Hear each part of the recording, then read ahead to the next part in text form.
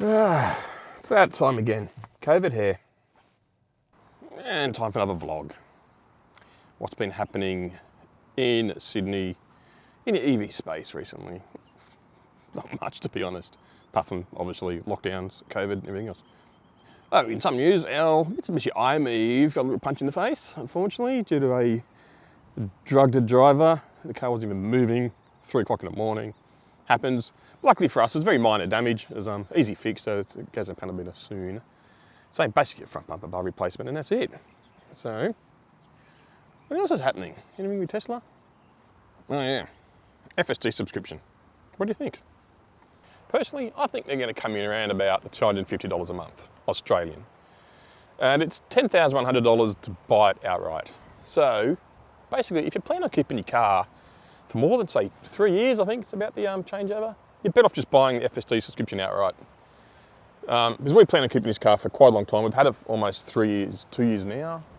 We're definitely planning on keeping it 10 years. So for us, buying FSD outright was obviously the wise choice. Basically, because at the time, we didn't have a choice. It was either buy it or we don't. Should FSD be transferable? That's the question. And a lot of people are arguing that it should. Personally, I don't think it should. I know, strange, hey? Because basically, if I go and buy any other car out there, no matter what it is other than a Tesla, no matter what options I order, no matter what software it comes with, I can't take that with me when I buy another car. So why should it be any different for Tesla? Is it just because it's a software thing? If it wasn't software, it was a hardware item installed in the car to make it FSD, you pay $10,000, would this argument even exist? If I buy a high-performance Mercedes or something, I can't take the computer chip out of that car and put it in my next one that I buy. Why would it be the same with Tesla? Seriously.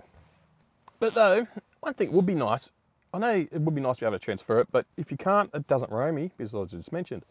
But what if you could license FSD? You bought one license for FSD and you can use that in any car you had. So if you buy this one car, you license FSD for, say, whatever the price is, $10,100, random figure. And you can drive this car as long as you want with FSD. Now, if I sell this car, the license stays with me. So if I buy another car, then that license can then be transferred onto another car I buy for, say, a fee of, say, $1,500 to $1,000 or whatever. Would that be more acceptable? Would people like that option better? So what are your opinions on FSD? Should it be transferable? I don't think so. Back outside in the wind with COVID here. So, software updates with the Model 3. Strange things have been happening recently with our most recent update. We've been on where are we? We're now on 2021.12.25. We're on .12.4 for quite a long time there. Car's working fine. Everything's working perfectly on that previous update. We've had this update, got the new game. That's pretty cool. Powerwall integration, that's awesome. But there's a strange thing that's happening. Okay, I'm getting back in the car now, right? Car's just hitting you in the car park. Close the door, screen goes blank, no problem. Put your foot in the brake, screen comes back on, into my pin to drive, and I have access to all the entertainment, the theatre, the games, all that sort of stuff, the usual Tesla things, right? But when you plug into the charge, something strange happens.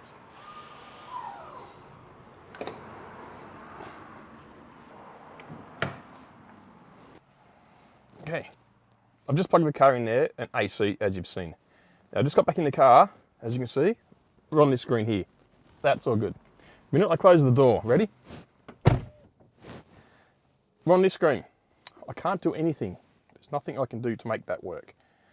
Touch anything, wipers, indicators, gear selector, nothing. Put on and off the brake, you can probably hear it. Touch accelerator, nothing works. Can't do a thing. So for some reason, this only happens on this update. Don't know why. So I can't sit in the car with the doors closed while it's charging and access my entertainment system. Hopefully it'll get fixed in the next update. With the usual, bug fixes. I hope this is one of them. So if you've experienced this sort of issue, has it happened to you yet? Or only just me? Yes, I've tried resetting the car. I've done all the usual things. I haven't done a hard reset where you've got to disconnect the battery, that sort of thing. I'm not going to do that. I'll wait till the next update and see what happens. It's a minor inconvenience. Speaking of charging, Supercharger access to all EVs. What do you think about it? As a Tesla shareholder, I didn't say Telstra, yes. I'm happy for it. It's another revenue stream. But a lot of people out there are already complaining in the medias of the socials that it's unfair for Tesla owners and all that sort of stuff because we pay the premium to get access to the Supercharger network. Yes, we do. That's part of the benefit of owning a Tesla. You know you're going to get a massive Supercharger network and you know it's going to work, which is great. Oh, it closes by itself. Think of it like the service stations. You know, you got BP, you got Shell, you got what are they? I haven't been to a service station for so long. You got different brands. You got Shell, you got Caltex, you got BP, Ampol, all that sort of stuff here in Australia. When it comes to EVs, you got Tesla, ChargeFox, EV networks in Australia, and NRMA networks. Now they're great networks. The hardware, not known for being reliable. NRMA network is great for regional areas, but again, there's only one charger in most regional towns, which is back to my reliability video earlier. Bit of an issue. And also want to see Aussie companies like ChargeFox and EV Network succeed in the EV space. So in regards to the Supercharger network being open to other manufacturers, it's been reported as a blow to Tesla or a win for Tesla's competitors. I don't see it as either. It's actually probably going to be a fantastic boost for Tesla coming into the future.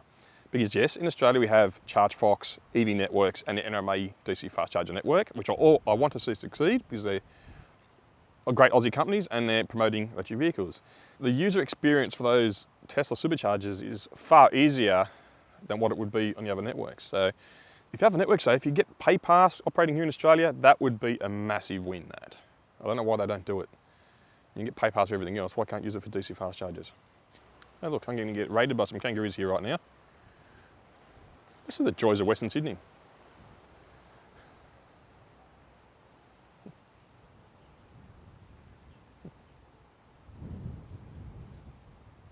No, we don't ride these guys to school or working like that.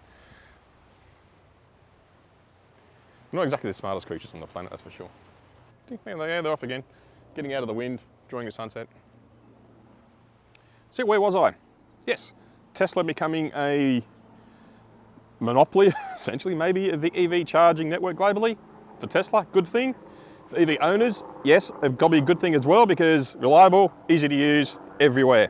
So that's a plus.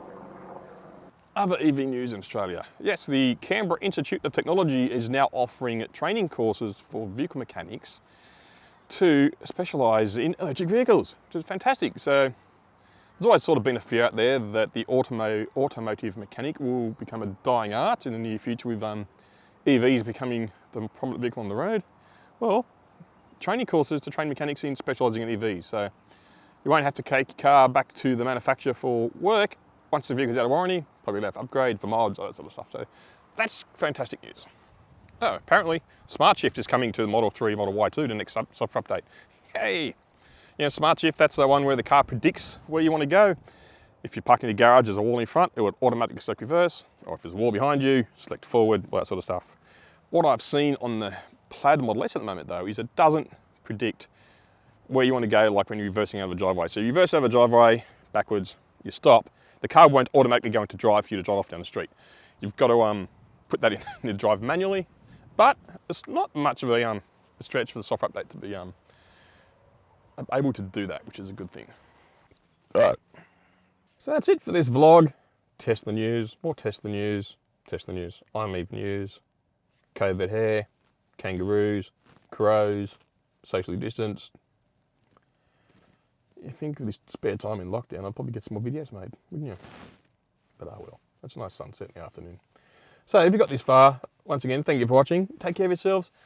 Drive safe if you're allowed to, and I'll see you all in the next video. Thank you. Bye. So why should it be the same with Telstra? Why am I saying freaking Telstra? I don't know. That's a good thing. But I think a lot of Telstra, fuck, I said it again. So that might be a problem if Telstra, fuck me. That's what I think is good for Telstra. Oh man, again, what is wrong with me today?